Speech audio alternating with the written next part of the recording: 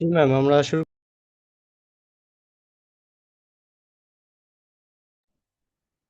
আচ্ছা, ঠিক আছে, আমার কথা শোনা যাচ্ছে? জি, শোনা যাচ্ছে। আচ্ছা, আমি তাহলে শুরু করছি। আসসালামু আলাইকুম সবাইকে। আমি ডাক্তার মাহমুদা শারমিন প্রিয়া, সিনাপস গাইনি টিমের সাথে মেন্টর এবং কোঅর্ডিনেটর হিসেবে যুক্ত আছি। আপনাদের হচ্ছে ডিসেম্বরের যে পার্ট ওয়ান এক্সামটা হবে, সেটা লং ব্যাচ আমাদের শুরু হচ্ছে। এখন আগে যেটা ছিল আমাদের জানুয়ারিতে পরীক্ষা হতো, এখন টোটালি 1 মাস পরীক্ষা আগায় আসছে।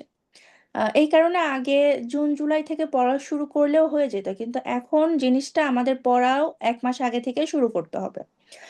আর গাণিতে যেহেতু ম্যাক্সিমাম দেখা যায় যে আপুরা আসে, এবং তাদের ডেইলি 2-3 ঘন্টার বেশি একদমই পড়ার সময় থাকে না সবকিছু সামলিয়ে। এই কারণে আমি সাজেস্ট করব যে এখন আমরা একটু হাতে সময় নিয়ে পড়া শুরু করব। আর দেখা গেছে আগে 3 দিনে পরীক্ষা হতো, এখন সেখানে 3 দিনের বদলে একদিনে পরীক্ষা হচ্ছে। সেখানেও কিন্তু আমাদের এতগুলো টপিক, সিলেবাস কিন্তু কমে নাই, টপিক কোনোটাও কমে নাই, কিন্তু সবগুলো টপিক আমার একদিনে মাথায় নিয়ে পরীক্ষা দিতে হচ্ছে।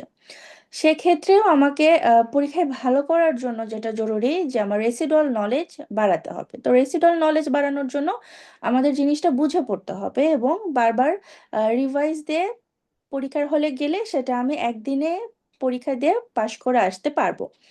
তো সব কথার এক কথা, এখন সিচুয়েশনটাই এমন হয়ে গিয়েছে যে আমাদেরকে আহ, একটু আগে থেকেই পড়া শুরু করতে হবে। এবং আমাদের এখন অনেক ভাইয়ারাও কিন্তু গানিতে আসছে এবং এটা খুবই একটা ভালো দিক।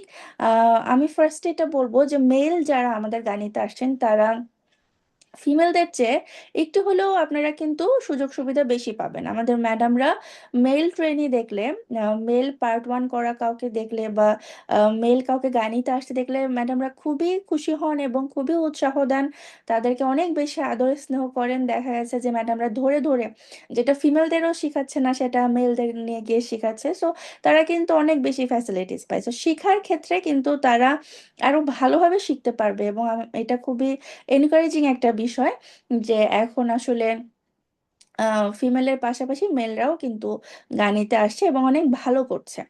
আমার পরিচিত অনেক ভাইয়েরাই আছেন যারা এর আগে ডিজিও পাশ করেছেন, এর আগে এফসিপিএস পাশ করে তারা কিন্তু এখন অনেক ভালো অবস্থায় আছে এবং আমাদের সাথেও যারা মেল ট্রেনে আছে তারা অনেক ভালো শিখতে পারছে।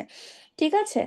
তো সবাই আসবেন। আমাদের গাইনিতে যেটা কথা হয় যে সবাই বলে গাইনি হচ্ছে ওভার স্যাচুরেটেড, তাই না? এইটা বলে যে আমাদের গাইনিতে অনেক বেশি ডক্টর, এই সাবজেক্টে গেলে পারে কি করব, এত অলরেডি ডক্টর দিয়ে ভর্তি।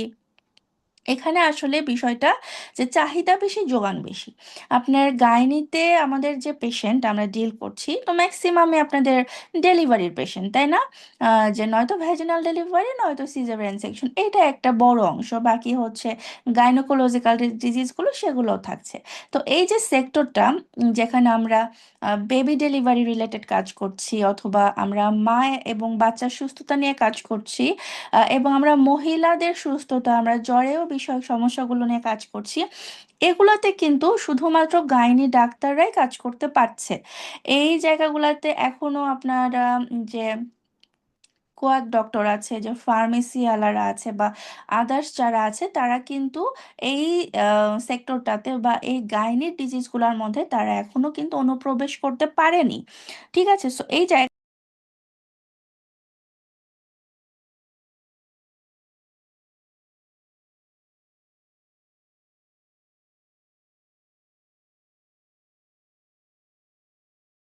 এই জায়গাটা আমাদের মাথায় রাখতে হবে যে যতই বলুক যে গাইনিতে ওভার স্যাচুরেটেড ডক্টর বেশি গিয়ে লাভ নেই। আসলে গাইনিতে আমাদের চাহিদা বেশি দেখেই আমরা ডক্টর বেশি, এবং কোনো দিনও গাইনির চাহিদা শেষ হবে না। আপনারা যদি একটা হসপিটাল করতে চান বা একটা ক্লিনিক করতে চান, যে কোনো স্বাস্থ্য রিলেটেড, হেলথ রিলেটেড কিছু করতে গেলে প্রথম যে ডক্টরের প্রয়োজন হবে সেটা হচ্ছে অবস গাইনি ডক্টর। ঠিক আছে। সো এই চাহিদা কখনো শেষ হবে না, এবং এটা চলতেই থাকবে, এবং সব জায়গায়, সব হসপিটালে, সব ক্লিনিকে গাইনি ডক্টর ডিমান্ড থাকবে। আপনারা খেয়াল করেছেন বিভিন্ন জায়গায় যদি নিয়োগ বিজ্ঞপ্তি খেয়াল করেন, দেখবেন যে সেখানে চাহিদা থাকে যে গাইনিতে পিজিটি করা, মানে গাইনিতে ট্রেনিং আছে এরকম ডক্টর তারা চায়। সেখানে দেখা গেছে মেল ডক্টররাও বা যারা মেডিসিনে পোস্ট গ্রাজুয়েশন করছে তারাও 6 মাস গাইনিতে ট্রেনিং করে তারপর সেই জবগুলোতে ঢুকছে, কারণ সেটা তাদের একটা রিকোয়ারমেন্ট। সো আমাদের গানের চাহিদা কখনো শেষ হবে না, এটা বাড়তেই থাকবে। সো আপনারা নিশ্চিন্তে গানিতে আসতে পারেন, এবং মেইলরাও আসতে পারেন। এখানে ম্যাডামরা যেটা বললাম যে আপনাদের পাশের ক্ষেত্রে, আপনাদের শেখানোর ক্ষেত্রে ম্যাডামরা খুবই আন্তরিক। সো আপনারা নির্দ্বিধায় গানিতে আসতে পারেন। আচ্ছা, এখন যদি আমরা কথা বলি পার্ট 1 নিয়ে। পার্ট 1-এর যে প্রথম বিষয়টা আপনাকে মাথায় ঢুকাতে হবে, যে আমাদের এতদিন যে পরীক্ষাগুলো আমরা দিয়ে আসছি, আমরা প্রফ দিয়েছি অথবা আমরা ডিপ্লোমা রেসিডেন্সি যেটাই দিই না কেন, সেই পরীক্ষাগুলো থেকে আমাদের পার্ট 1-এর প্রথম পার্থক্য হচ্ছে পার্ট 1-এর সবগুলো প্রশ্ন থাকবে কনসেপচুয়াল। আমাদের পার্ট 1-এ হচ্ছে টোটাল 150টা প্রশ্ন থাকে। একটা হচ্ছে 75টা এসবিএ থাকবে এবং 75টা এমসিকিউ থাকবে। ঠিক আছে, টোটাল 150টা প্রশ্ন থাকবে, প্রত্যেকটা প্রশ্নের মান থাকবে 2 করে। সো টোটাল আমার 300 মার্কের এক্সাম হবে। 300-র মধ্যে আমাকে 210 পেতে হবে, 210 পেলে আমি পাশ করে যাব। সো এখানে আমার টোটাল একদিনেই পরীক্ষা হবে, টোটাল 300-র মধ্যে আমার 210 পেলেই কিন্তু পাশ হয়ে যাচ্ছে। ঠিক আছে, আর এখানে কোনো সিটের কোনো কথাবার্তা নাই, আপনাকে শুধু 210 মার্ক তুলতে হবে, তাহলে আপনার পার্ট 1 পাস। এখন এই 210 মার্ক তোলার জন্য কেন আমাদের এত বেশি পড়ালেখা? কারণ যে প্রশ্নগুলো আসবে সেগুলো সবই কনসেপচুয়াল প্রশ্ন আসবে, সেগুলো টোটালি বই থেকে তুলে দিবে বা কোনো পয়েন্ট থেকে তুলে দিবে এরকম সরাসরি প্রশ্ন পার্ট 1-এ খুবই কম থাকে। ঠিক আছে, সো এখন এই যে যে কোনো একটা চ্যাপ্টার, মনে করেন আমাদের খুবই ইম্পর্ট্যান্ট একটা চ্যাপ্টার হচ্ছে মেনস্ট্রুয়েশন, যেটা ছাড়া আপনি গাইনি বই কিছুই বুঝতে পারবেন না। সো এই চ্যাপ্টার থেকে যে প্রশ্নগুলো থাকবে ওগুলো কনসেপচুয়াল প্রশ্ন থাকবে। সো আপনি যদি এই চ্যাপ্টারটা বুঝে না পড়েন, তাহলে এই চ্যাপ্টারের প্রশ্ন যেরকম পারবেন না, গাইনির আদার্স যে টপিকগুলো থাকবে যেগুলো এই চ্যাপ্টার রিলেটেড সে প্রশ্নগুলোও পারবেন না। সো পার্ট 1 আমি সব সময় বলি, প্রথম শর্ত যে আপনাকে চ্যাপ্টার বুঝে পড়তে হবে। এখন যে কোনো একটা চ্যাপ্টার বুঝে পড়া কিন্তু সময় সাপেক্ষ, আপনাকে ক্লাস করতে হবে, আপনাকে নিজে পড়তে হবে, নিজে বিষয়টা নিয়ে একটু চোখ বন্ধ করে চিন্তা করতে হবে যে কি থেকে কি হলো একটু বুঝে দেখি তো। তারপর আপনাকে সেটা কাউকে আবার পড়াতে হবে, কেউ না থাকলে আপনি নিজে নিজে আয়নায় নিজে নিজেকেই পড়াবেন, চোখ বন্ধ করে একটু নিজে বলার চেষ্টা করবেন, খাতায় একটু সামারি লেখার চেষ্টা করবেন। এভাবে করে করে আপনার প্রত্যেকটা চ্যাপ্টারের রেসিডুয়াল নলেজ গ্যাদার করতে হবে। ঠিক আছে, এই কারণে অনেক আপুরাই আছে যারা আমার কাছে দাগানো বই চায়। ঠিক আছে, যে ডিসি দত্ত বইটা আমাদের যে টেক্সট বুক গাইনি, সেইটার কোনো দাগানো বই আছে কিনা। কথা হচ্ছে যে দাগানো বই দেওয়া তো আসলে কোনো ব্যাপার না, সেটা দাগিয়ে দেওয়া যায়, কিন্তু আপনাকে দাগানো বই দিলাম, আপনি শুধু বইয়ের লাইনগুলো পড়ে গেলেন, সেখান থেকে আপনার আসলে পার্ট 1 পাস হবে না। ঠিক আছে, আপনাকে অবশ্যই ক্লাস করে সেই দাগানো বই পড়তে হবে। এই কারণে আমাদের দাগানো বইয়ের অংশটা শুধু ক্লাসের সাথে সাথে দেওয়া হয়, আলাদাভাবে কখনো দেওয়া হয় না, কারণ সেটা দিয়ে কোনো লাভ হবে না। সো প্রথম কথা, আপনাদেরকে প্রত্যেকটা চ্যাপ্টার বুঝে পড়তে হবে। এটা এমন না যে আপনি তাড়াতাড়ি করে 2 মাসে সব শেষ করে ফেললেন, তারপরে আপনি 10 বার রিভাইজ দিলেন, তারপরে গিয়ে পরীক্ষা দিলেন। এটা সেরকম না, আপনি বুঝতে যদি আপনার 5 মাস লাগে, বুঝে বুঝে পড়তে যদি আপনার 5 মাস লাগে, আপনি 5 মাস লাগাই পড়বেন। আপনি পরীক্ষার আগে যদি একবার বা 2 বার রিভাইজ দিয়ে যেতে পারেন সেটাও তখন অনেক হবে, কারণ যেটা বুঝে পড়বেন সেটাই আপনার পরীক্ষার হলে গিয়ে কাজে লাগবে, আদারওয়াইজ সেটা কাজে লাগবে না। সো প্রথম কথা যে আপনাকে আমাদের ডিসি দত্ত টেক্সট বুক এবং যে বেসিকের শিটগুলো থাকবে সেগুলো সবগুলো ক্লাস করে বুঝে তারপরে পড়তে হবে। এরপর আপনাকে একটা খাতা মেনটেন করতে হবে, যেখানে আপনি কঠিন টপিকগুলো যেগুলো আপনার পড়তে গিয়ে মনে থাকছে না, আপনি যখন দেখবেন ক্লাস করছেন, ক্লাসে সব বুঝাই দেওয়া হয়, যেটা আপনি বুঝে পড়বেন সেটা কিন্তু আপনারা নতুন করে মুখস্থ করতে হবে না। কিছু দেখবেন যে কঠিন পয়েন্ট আছে, কঠিন টার্ম আছে, সেগুলো হচ্ছে মনে থাকতে চায় না। তো সেগুলো তখন আপনি পারি না খাতায়, মানে যেটা ছোট একটা খাতা, বড় কোনো খাতা না, ছোট স্লিপ প্যাড কাছে রাখবেন, যেখানে কঠিন টপিক যেগুলো মনে থাকতে চাচ্ছে না সেগুলো লিখে রাখবেন। ডেইলি ঘুম থেকে উঠে বা ঘুমানোর আগে খাতাটি একটু দেখবেন। সবসময় খাতাটা ব্যাগে ক্যারি করবেন, ডিউটিতে থাকলে বা রাস্তায় থাকলে, জার্নিতে থাকলে সবসময় দেখবেন। দেখলে ওই কঠিন টপিকটা আপনার মাথায় চলে আসবে। আর একটা যেটা চেষ্টা করবেন যে আপনি যেখানে বসে পড়ছেন সেই টেবিলে যেন বই বেশি না থাকে। ঠিক আছে? সেই টেবিলে বই বেশি থাকলে আপনার সবসময় একটা প্যানিক কাজ করবে যে আল্লাহ, আমার এত পড়া, এত বই, আমি কবে শেষ করব। যেদিন যে টপিক পড়বেন সেদিন শুধুমাত্র সেই টপিকের অংশটাই আপনি কাছে রাখবেন। আমাদের ডিসি দত্ত বইগুলা যদি আপনি নিজের মতো করে কেটে নিতে চান, সেভাবে কেটে ছোট ছোট করে আপনি শুধুমাত্র ওই দিনের টপিকের অংশটাই কাছে রাখবেন। বাকি বইগুলো আলাদা রুমে বা টেবিলের আশেপাশে কোনো সেলফে রাখবেন, চোখের সামনে যাতে এক গাদা বই না থাকে। এটাও আমাদের একটা সাইকোলজিক্যাল ইফেক্ট করে যে আমি এত পড়া কবে শেষ করব। আর যখনই দুশ্চিন্তা আপনার মধ্যে চলে আসবে, তখনই কিন্তু আপনার পড়াটা স্লো হয়ে যাবে। পড়তে হবে হচ্ছে স্বতঃস্ফূর্তভাবে। ঠিক আছে? এরপর এক্সাম, আমাদের প্রত্যেকটা ক্লাসের সাথে আপনার এক্সাম থাকবে। প্রত্যেকটা ক্লাসের সাথে আপনি এক্সাম দিয়ে সেটা সলভ, অনলাইনেই সলভ পিডিএফ পেয়ে যাবেন। মানে সলভ অংশটা আপনি এক্সাম দেওয়ার অ্যান্সার করবেন যখন, তখনই সাবমিট করলে সলভ অংশটা পেয়ে যাবেন। প্রত্যেকটা কোশ্চেনের সাথেই সলভ অংশ অ্যাটাচ করা থাকে। তো সাথে সাথে এক্সাম দিবেন এবং সাবমিট করলেই দেখবেন যে কোনটা ভুল হয়েছে, কেন ভুল হলো সলভ থেকে দেখে নেবেন। এছাড়া আমাদের কি থাকে, চ্যাট বক্স থাকে, আমাদের হোয়াটসঅ্যাপের চ্যাট বক্স আছে। এই চ্যাট বক্সটা আমাদের একদম টোটালি অ্যাক্টিভ থাকে, সবসময় মেন্টররা এখানে অ্যাক্টিভ থাকবে। যখন যে প্রশ্ন, সেটা পড়তে গিয়ে যদি কোনো ডাউট হয় বা এক্সাম দিতে গিয়ে কোনো সমস্যা হচ্ছে, সব কিছু আপনারা ওই চ্যাট বক্সে জানাবেন। আর যেটা পার্ট ওয়ানের একটা খুব ইম্পর্টেন্ট, যেটা হচ্ছে নার্ভ কন্ট্রোলে রাখা। ঠিক আছে? আমাদের ধরেন পড়তে গিয়ে ডিসি তত্ত্ব যখন আপনি বুঝে যাবেন, দেখবেন যে কয়েকটা চ্যাপ্টার পড়ার পর ডিসি তত্ত্ব খুব ভালো করে বুঝে যাচ্ছেন, তখন মনে হবে ডিসি তত্ত্ব আমি পুরোটাই পড়ে ফেলি, সব চ্যাপ্টার পড়ে ফেলি। কিন্তু সব চ্যাপ্টার আসলে আপনার লাগবে না, বা সব চ্যাপ্টারে সব লাইনও লাগবে না। ডিসি তত্ত্বের মধ্যে আমাদের তিন ধরনের চ্যাপ্টার আছে। এক ধরনের হচ্ছে খুবই ইম্পর্টেন্ট, যেটা প্রত্যেকটা লাইন বাই লাইন লাগবে। আর এক ধরনের হচ্ছে লেস ইম্পর্টেন্ট, যেটা সিলেক্টিভ লাগবে, কয়েকটা লাইন লাগবে বা কয়েকটা বক্স লাগবে। আর কিছু আছে যেটা একদমই লাগবে না, সেগুলো আপনাদের তেমন ক্লাসও হবে না, কিছু অংশ হয়তো দাগিয়ে দেওয়া হবে, এরকম। সো সেভাবে করে আপনারা ফলো করবেন। এখন বুক লিস্ট কি কি রাখবেন আপনার কাছে। প্রথম, আমাদের পার্ট ওয়ানের জন্য একদম ম্যান্ডেটরি হচ্ছে ডিসি দত্ত মেইন বুক। ঠিক আছে? ডিসি দত্ত মেইন বুক আপনাদের দাগিয়ে দেওয়া হবে এবং সেখান থেকে হ্যান্ড নোট দেওয়া হবে। আপনারা বুক মার্কিংটাও পাবেন এবং পাশাপাশি সেই চ্যাপ্টারের হ্যান্ড নোটও পাবেন, যাতে আপনাদের আলাদা করে আর নোট করতে না হয়। হ্যান্ড নোট প্রিন্ট করে নিলে সেখানে বুক মার্কিং অংশটা তুলে ফেললেই হয়ে যাবে। ঠিক আছে?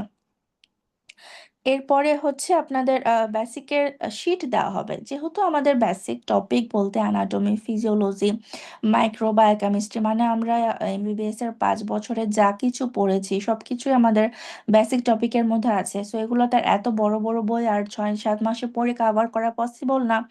সো আমাদের হচ্ছে সবগুলা কনসাইজ আকারে শীট আকারে আছে বেসিকের, সেই শীটটা আপনারা ক্লাস ফলো করে পড়লেই হয়ে যাবে। যেটা খুবই জরুরি রাখতেই হবে সেটা হচ্ছে অ্যানাটমি নিটার অ্যাটলাস। আমাদের যে অ্যানাটমির অংশটা, অ্যাবডোমেন, পেলভিক অর্গান, এগুলো আপনাকে অবশ্যই মাস্ট ছবি দেখে, নিটারের ছবি দেখে পড়তে হবে, মাস্ট। কারণ মাঝে মাঝে নিটারের ছবি থেকে প্রশ্ন চলে আসে। ঠিক আছে? সেই লাইনটা হয়তো বইয়ে নাই কিন্তু ছবিতে আছে, সেখান থেকেও প্রশ্ন চলে আসে। এর পাশাপাশি আপনি আর কি রাখতে পারেন, এর পাশাপাশি রাখতে পারেন হচ্ছে এমব্রায়োলজি বই, ল্যাংম্যান। এমব্রায়োলজি ল্যাংম্যানের বইটা আপনি পাশাপাশি রাখতে পারেন, যেহেতু এমব্রায়োলজি আমাদের জন্য খুব জরুরি। শুধু ছবি দেখার জন্য হলেও আপনার এমব্রায়োলজি বইটা আপনি সাথে রাখতে পারেন। এখন আপনি পড়বেন কিভাবে। আপনাদের হচ্ছে উইকলি একটা করে ক্লিনিক্যাল ক্লাস হবে আর উইকলি একটা করে বেসিক ক্লাস হবে। ক্লিনিক্যাল ক্লাস আপনাদের টোটালি ক্লাসে গুছাই দেওয়া হবে, টোটালি, এটা নিয়ে আপনাদের কোনো হেডেক নাই। আপনাদের ক্লাস ফলো করবেন, যেভাবে বলা হবে সেভাবে আগাবেন, আপনাদের আলাদা করে এটা নিয়ে আর কোনো টেনশন করতে হবে না। আর ক্লিনিক্যাল আমি বলবো যে আপনারা কোনো ক্লাস মিস দিবেন না, কারণ আমাদের হচ্ছে পার্ট 1-এ 60 to 70% প্রশ্ন, 60 to 70% প্রশ্ন আসে হচ্ছে ডিসি দত্ত বই থেকে, ঠিক আছে?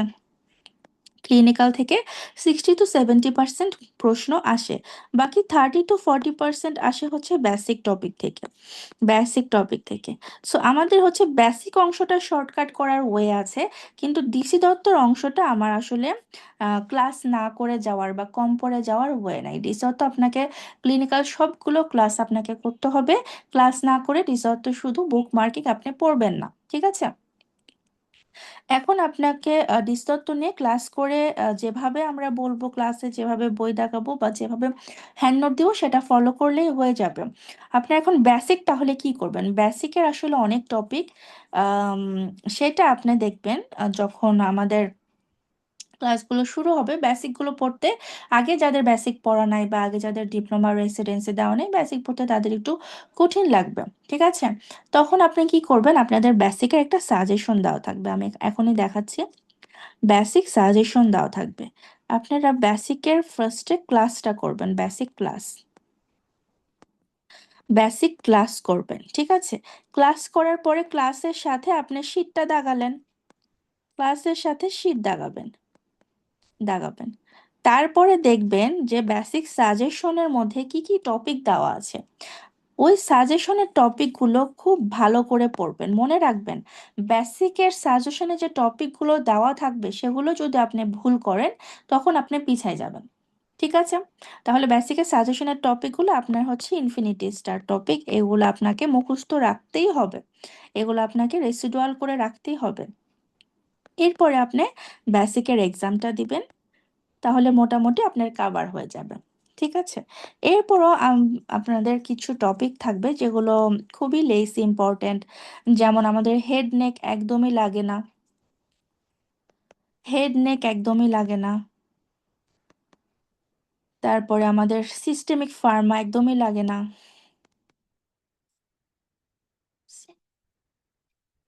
ঠিক আছে, এইগুলা হচ্ছে আপনাদেরকে কোনটা কিভাবে লাগবে, কোনটা বেশি লাগবে, কোনটা কম লাগবে, কোনটা একদমই লাগবে না, এই জিনিসগুলো আপনাদের স্টাডি প্ল্যান আকারে দেওয়া হবে। আপনাদের হচ্ছে রুটিন টোটালি কমপ্লিট করে এগুলো আপনাদেরকে 15 তারিখের পরে স্টাডি প্ল্যান আকারে দেওয়া হবে, যেখানে প্রত্যেকটা টপিক আপনি কিভাবে পড়বেন, কোনটা শুধু সাজেশন পড়বেন, কোনটা শুধু সাজেশনের সাথে ডিটেলস পড়বেন, কোনটা শুধু সিলেক্টিভ পড়বেন, কোনটা ক্লাস না করলেও চলবে, এই সবগুলো আপনাদের স্টাডি প্ল্যানের মধ্যে ইনক্লুড করে দেওয়া হবে, ঠিক আছে? ওইটা দেখলে আপনাদের হয়ে যাবে। এখন আমি একটু সাজেশনটা দেখাই। এখানে মার্ক ডিস্ট্রিবিউশন দেওয়া আছে, আপনারা একটু চোখ বুলাতে পারেন মার্ক ডিস্ট্রিবিউশনে, কিন্তু যেটা বললাম আপনাদের মাথায় রাখতে হবে যে আমাদের ডিসি তথ্য থেকে আপনার 60 to 70% কোশ্চেন কাভার হয়ে যাবে, বাকি 40%, 35% আপনার বেসিক থেকে আসবে, কিন্তু বেসিক আপনাকে পড়তে হবে। অ্যাবডোমেন যেটা, এটা হচ্ছে টোটাল অ্যাবডোমেন ফুল শীট আপনাকে মুখস্থ করতে হবে, ফুল শীট। যারা যারা অলরেডি শীট পেয়ে গিয়েছেন তারা যদি এখন থেকে শীটের 1 নম্বর পেজ থেকে শেষ পেজ পর্যন্ত মুখস্থ করা শুরু করেন, তাহলে সে আরো আগায় থাকবেন, ঠিক আছে? একদম abdomen A to Z sheet মুখস্থ রাখতে হবে। থোরাক্সের মধ্যে আমাদের ব্রেস্টের অংশটা খুব ইম্পর্টেন্ট, এছাড়া বাকি হার্ট, লাং, ডায়াফ্রাম এগুলোও লাগে, এগুলো দেখবেন ক্লাসে সেভাবে পড়ানো হচ্ছে। আহ এভাবে করে প্রত্যেকটা টপিকের সাজেশন এখানে দেওয়া আছে। এখন এর পরেও আমাদের আলাদা করে শুধুমাত্র গাইনির জন্য আরো 5টা বেসিক ক্লাস হবে, অনলি গাইনির জন্য 5টা বেসিক ক্লাস হবে। সেখানে শুধুমাত্র মনে করেন যে আপনি পড়ছেন ক্লিনিক্যাল পড়েই কুল পাচ্ছেন না, ঠিক আছে, বেসিক পড়বেন কখন এই অবস্থা, তখন আপনি কি করবেন, শুধুমাত্র ওই 5টা বেসিক ক্লাস করবেন। সেই 5টা বেসিক ক্লাসের মধ্যে শুধুমাত্র পার্ট 1 এর জন্য কোন টপিক ইম্পর্টেন্ট ওইটা বলে দেওয়া হবে, এবং ওইটা কিভাবে পড়বেন সেটা বলে দেওয়া হবে। ঠিক আছে, এগুলা ক্লাসের নাম থাকবে যে গাইনি ওরিয়েন্টেড বেসিক ক্লাস। ঠিক আছে, এই 5টা ক্লাসের নাম থাকবে গাইনি ওরিয়েন্টেড বেসিক ক্লাস। এইটা শুধুমাত্র আপনাদের পার্ট 1-এর জন্য কতটুকু দরকার বা কোন অংশের প্রশ্ন কিভাবে আসে, যারা একদমই সময় পাবেন না বেসিক পড়ার, তারা শুধু এই 5টা ক্লাস করবেন। মোটামুটি সেখান থেকে পাশ করে আসার মতো কোশ্চেন আপনারা তুলতে পারবেন। ঠিক আছে, সো এভাবে করে আপনারা পড়া শুরু করেন। আর স্টাডি প্ল্যান, স্টাডি প্ল্যানের উপর আপনাদের আরো একটা ডিটেলস ক্লাস হবে, সেটা 15 তারিখের পরে হবে। আপনাদের হচ্ছে লং ক্লাস শুরু হবে 17 তারিখ থেকে। লং ক্লাস শুরু হবে হচ্ছে 17 তারিখ থেকে। এর আগে আপনাদের কিছু কনসেপ্ট ক্লিয়ারিং সেশন হবে। কনসেপ্ট ক্লিয়ারিং সেশন হবে, যেমন যারা অ্যাডমিটেড হয়েছেন অলরেডি জানেন যে আপনাদের হচ্ছে নিওপ্লাসিয়া দিয়ে ক্লাস শুরু হবে। তার আগে আপনাদের কনসেপ্ট ক্লিয়ারিং সেশন হবে। কনসেপ্ট ক্লিয়ারিং সেশনগুলো মানে ওগুলো আলাদা কোনো টপিক না, কিন্তু সেটা আপনার কনসেপ্ট ক্লিয়ারে হেল্প করবে। যেমন নিওপ্লাসিয়া পড়ার আগে আমাকে ট্রান্সফরমেশন জোন সম্পর্কে জানতে হবে, আমাকে স্কোয়ামো কলামনার জাংশন সম্পর্কে জানতে হবে, আমার একটোপি সম্পর্কে জানতে হবে। এই জিনিসগুলো আপনাদের কনসেপ্ট ক্লিয়ারিং সেশনের মধ্যে পড়ানো হবে। এরকম কিছু কিছু কনসেপ্ট ক্লিয়ারিং সেশন আপনাদের বিভিন্ন ক্লাসের আগে হবে। যেমন আইসিমোনাইজেশনের কনসেপ্ট ক্লিয়ারিং সেশন হবে, যেটা খুবই ইম্পর্টেন্ট আপনাদের জন্য। ঠিক আছে, সেরকম কিছু কনসেপ্ট ক্লিয়ারিং সেশন হবে যেটা আপনার ক্লাস বুঝতে বা বইটা পড়তে আপনাকে হেল্প করবে। ঠিক আছে, সেগুলো খুব মনোযোগ দিয়ে করবেন। তো এভাবে আপনারা পড়া শুরু করেন। আপনাদের আরো সামনে সেশন হবে যেখানে আমরা স্টাডি প্ল্যান নিয়ে আলাপ করব। এখানে আপনার পিডিএফ এর মধ্যে বেসিকের সাজেশনটা দেওয়া আছে এবং বিসিপিএস এর সিলেবাসটা দেওয়া আছে, এটা আপনাদেরকে দিয়ে দেওয়া হবে। মোটামুটি আপনারা যেভাবে বেসিক বললাম যে ক্লাস করবেন, শীট দেখাবেন, সাজেশন দেখে সাজেশনের টপিকগুলো সব সময় মুখস্থের উপর রাখবেন, সেগুলো যাতে ভুল না হয়। আর ক্লিনিক্যালটা একদমই ক্লাসে যেভাবে বলা হবে সেভাবেই আগাবেন। ক্লিনিক্যাল কোনো টপিক ক্লাস না করে পড়বেন না। ঠিক আছে, ক্লিনিক্যালটা খুব গুরুত্ব দিয়ে পড়বেন। আচ্ছা, এখন বলেন আমার সাথে যারা যুক্ত আছেন তাদের কোনো কোশ্চেন আছে কিনা।